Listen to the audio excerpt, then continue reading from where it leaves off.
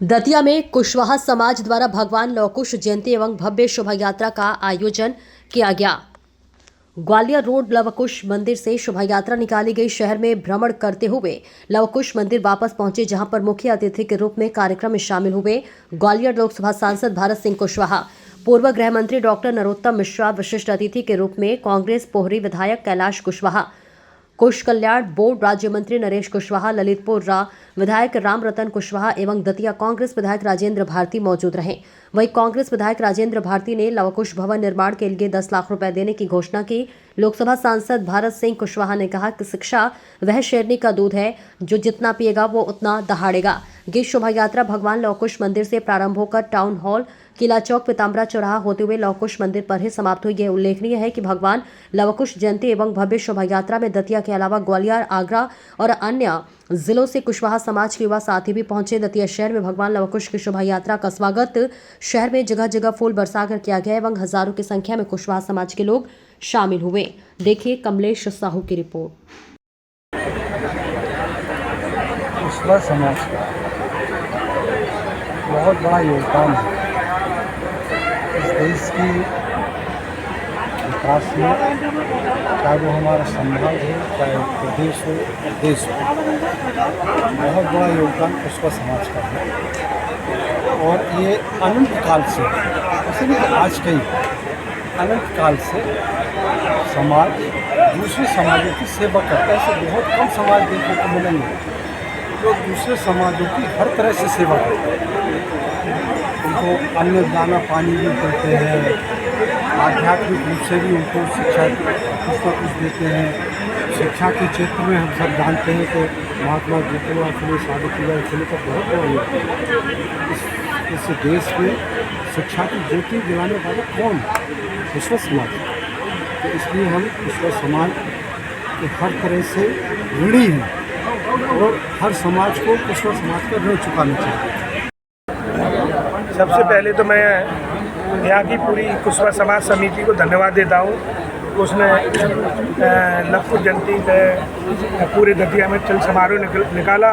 काफ़ी संख्या में कुशवाहा समाज आई और हमारे क्षेत्र से भी आई है। ग्वालियर, दतिया, ग्वालियर, सीपरी, झांसी और आसपास के विधानसभाओं से, क्षेत्रों से आई है।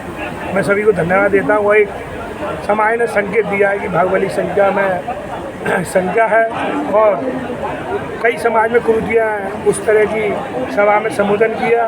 इस आयोजन में हमारे ग्वालियर के लोकप्रिय सांसद जी भी आए, भारत सिंह जी, और हमारे क्षेत्र के यहाँ के दतिया के विधायक आदरणीय राजेंद्र भारती जी भी साथ में हैं। और मैं पूरे समाज को और समाज के सहयोग करने वाले सभी को धन्यवाद देता हूँ। एक दतिया का बहुत गहन मुद्दा है जिसमें कुशवाहा समाज की कुछ ज़मीनें हैं उनको सरकारी कर दिया गया है।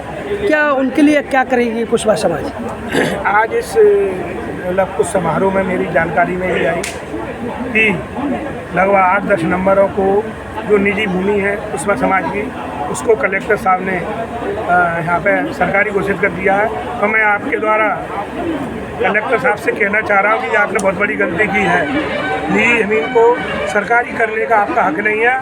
अगर द्वारा निजी किसानों को, भूमि स्वामियों को वापस नहीं दी गई तो इसका हर्जाना कलेक्टर साहब आपको भुगतना होगा।